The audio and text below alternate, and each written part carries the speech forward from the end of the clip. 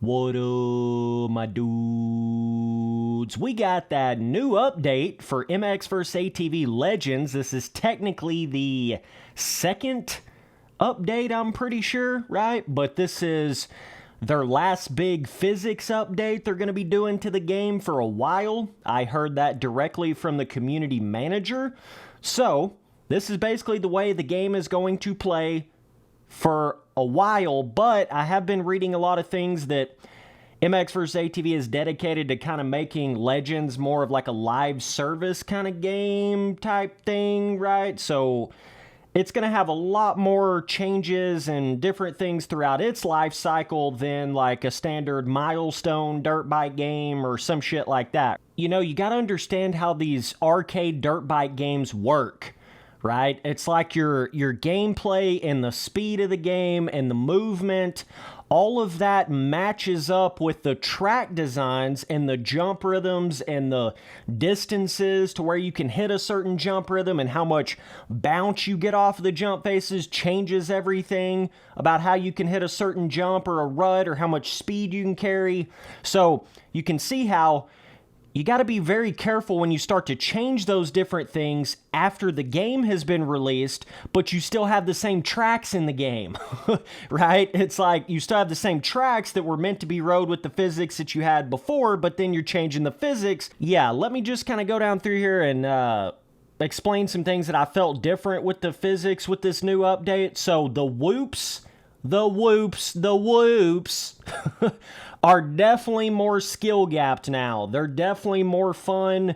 There's something's been done here that really makes it feel like you get more of that speed on the ground kind of feeling, and that's something I was talking about that they really needed to do, was clean up a bunch of those weird, you know, loss of momentum for no reason, buggy ass fucking things in the game, right?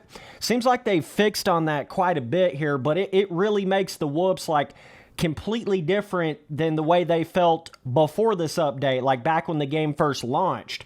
So that's a big thing right there. You can definitely flip over in the whoops now. It's kind of like if you just go into the whoops wide open, leaning all the way back, for whatever reason, that doesn't just work most of the time. You might get halfway through the whoops, but then either your front end will drop or something like that will happen. So, and I remember when the game first came out, you could have just leaned all the way back and it basically just got yourself through the whoops. But now it seems like there's a little bit more of that. You might have to lean not all the way back when you first get on them to get off of that starter whoop and then kind of figure out what the hell you're doing. But yeah, it also doesn't feel like there's as much bounce whenever you land.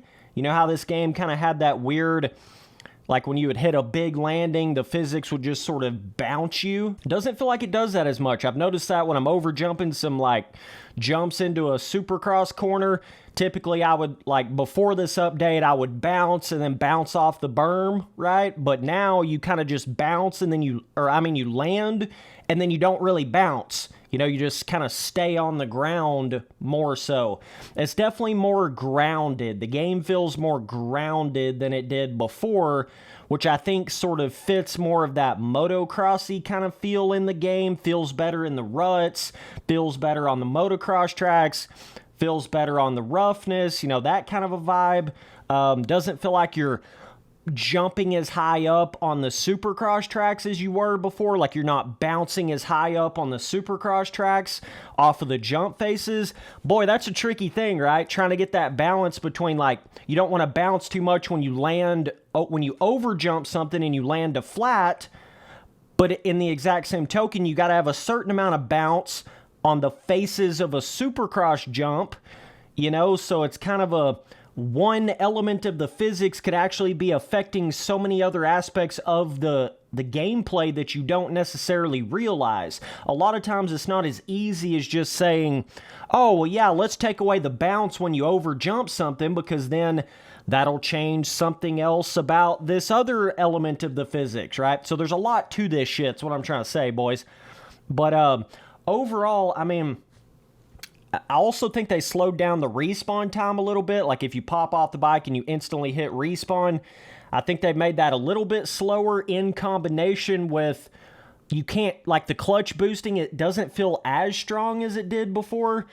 I'm just running all this off the top of my head, kind of what it feels like, what I remember it feeling like before. I didn't really read down through all the patch notes.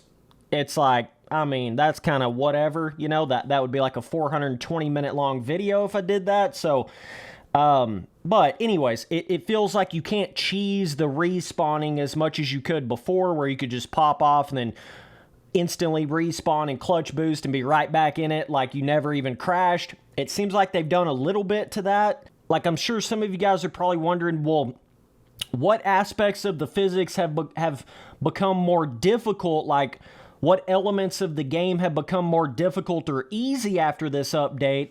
And the thing I would say to that is the whoops have become more difficult, which is really good. That was really needed. The ground physics in general, I almost think they've become a little bit easier than they were before. It kind of feels a little bit more like the bike just goes through the corner for you a little bit. But with it being more grounded, it's like you can carry more speed. It's like you can get more into that Legends-y kind of flow in the corners, and you really start getting that bike where it just starts going to that third tier level of speed in these corners, and then you can really start hitting shit fast, and then that kind of opens up the door to create more skill gap in that sense. But as far as just the cornering in general, I think it's actually a little bit easier, a little bit more arcadey now than it was before, because it just sort of, it's almost like they've added a little bit of a, where the bike won't steer out from under you, you can be steering maximum, and even when you got it on like full, full flexible chassis, all that type of shit, the bike still has a little bit of like resistance when you steer it. It feels like it's got more resistance than it had before. So like, especially if you're like a simulator player, you can just fucking grease these corners without even thinking about it. Unless there's like crazy amounts of ruts or something, you're just gonna grease these corners. They're not that crazy. So yeah, but like Legends still has a nice flow feeling to it. That's one of the biggest things about this game, man.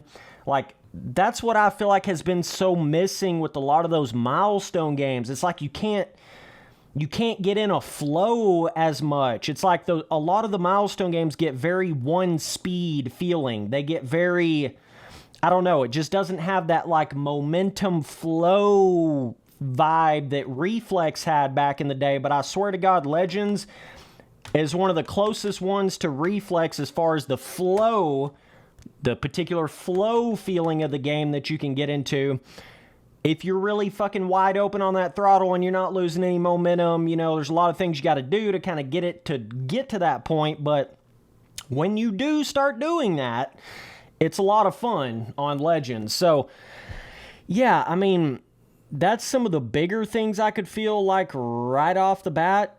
So yeah, clutch boost doesn't feel quite as strong as it did. I still clutch boost like a lot, probably just out of habit, just because it felt like it was doing so much when the game first came out. But I think they've either toned down on that a little bit, or you would have to have the maximum clutch boost tuning thing to get it to... So this is interesting, right? Because it's with the way that they have their performance parts combined with their tuning, what that does is any little physics change they make, like when they make just the physics in general a lot less slidey, a lot more grippy, well then that changes everything about how you're going to tune the bike when there's a grippy and a slip setting. You know what I'm saying? And it's kind of the same way with every aspect of the game in a sense to me. But yeah, it feels like they've just kind of tightened up the bike a little bit. It doesn't feel quite as like loosey-goosey, all-outy on the jumps, That's about the best way I know how to explain it.